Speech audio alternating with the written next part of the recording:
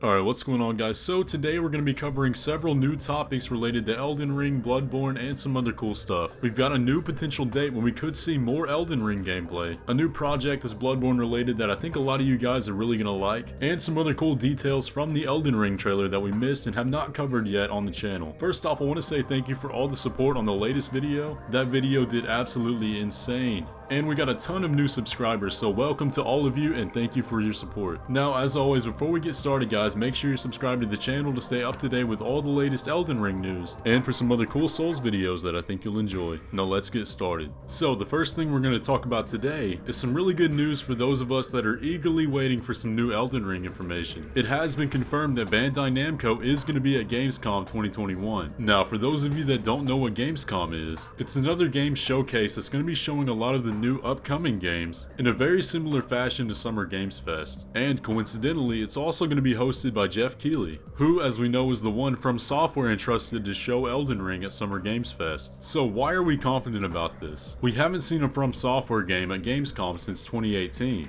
But the thing that matters is, the times they have been at Gamescom has always been right before a big release, which we haven't had since Sekiro in 2019. Now what's really exciting about this is what kind of showcase we can expect at Gamescom. Both with Sekiro and Dark Souls 3, before their release, they both had big showcases at Gamescom where they had long segments of actual in-game gameplay. I believe Sekiro's was like 10 minutes and Dark Souls 3 had 15 minutes of gameplay. Now this has me really excited. I think it's extremely likely that we will see Elden Ring at Gamescom 2021, and it will make sense that we get a very long gameplay segment. They've always done it in the past, so we can assume that they're going to do it again. And we know they specifically wanted Jeff Keighley to show it at Summer Games Fest, and he is the host of this, so I really think we're going to see it guys. And you already know I'm going to be streaming the whole thing right here on the channel, so you'll want to be subscribed for that. Now moving on to the next topic, I want to cover some small details we missed in the trailer that I think are very interesting. So the first thing I want to cover is, if you remember in the last Elden Ring video we did, we talked about the maiden potentially having red or blonde hair. Now I know that seems like absolutely nothing of note, however we did get a leak a while back suggesting that faction alignment within the world is going to be noted by character hair color. And in the last video I said it was too blurry to be certain about it, however I completely missed this scene right here. If we zoom in really closely right here, we can clearly see that she does have that bright red hair, almost the exact same color as the Valkyrie and that giant orc character that we see in the initial trailer. So I think that's interesting, and I'm curious to see what implications this is going to have in the final game. Next I want to talk about an interesting observation I saw over on Reddit. One of you guys pointed out that during the four-winged dragon fight, if we zoom in closely on the player's weapon, we can actually see that it's the coiled sword from Dark Souls, only with some very minor alterations. Now he's holding it like a staff, so I assume it's going to be used for magic, and we can kind of see a green tinge on the hilt. Now we don't get to see this thing in action, but it is cool nonetheless. Now this isn't the first time we've seen the coiled sword in relation to Elden Ring. If you remember back to right after the initial trailer dropped, we got this early concept art of a character in a cloak of skin holding the coiled sword. Now we got absolutely no context for this art, but it does make me wonder if there is going to be some kind of small connection to the universe of Dark Souls or not, but we'll wait and see when the game comes out. Now for the final topic I want to cover today is an update on a really awesome Bloodborne project that I want to shed some light on. This is the Bloodborne PS1 demake. Yes, you heard that right, a demake, not a remake. And this project is being done by Lilith Walther. I'll have their channel linked down in the description, but this is a project they've been working on for a long time, and it just looks so cool. I'm not sure of the exact steps they've used to create this, but it looks like a ton of work. They've had to make all of the assets, program new movement features to fit that old PS1 style, and remake soundtracks that also fit that PS1 aesthetic. Now definitely go check them out if you haven't already, because their goal is to fully demake the entire game. Now the update comes in that they finally completed the Father Gasoin fight, and take a look at this, it even includes the cutscene and dialogue and everything,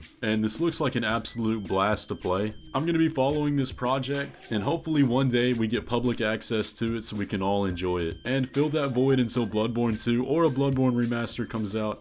And maybe some of those leaks turn out to be true after all. But this has kind of been a shorter video for today. If you guys don't know, my PC did break, which is why I haven't had a video out in over a week. It was the one I did everything on, I made my videos on, I worked on. But I do have a replacement right now, and hopefully this is going to hold me over until I can get an upgrade. But I'm going to let this clip play out because I want you guys to see how awesome this is. But that's going to be all from me. Leave a like if you enjoyed the video and subscribe if you're not already. Definitely go check out Lilith's channel, and I'll catch you in the next one.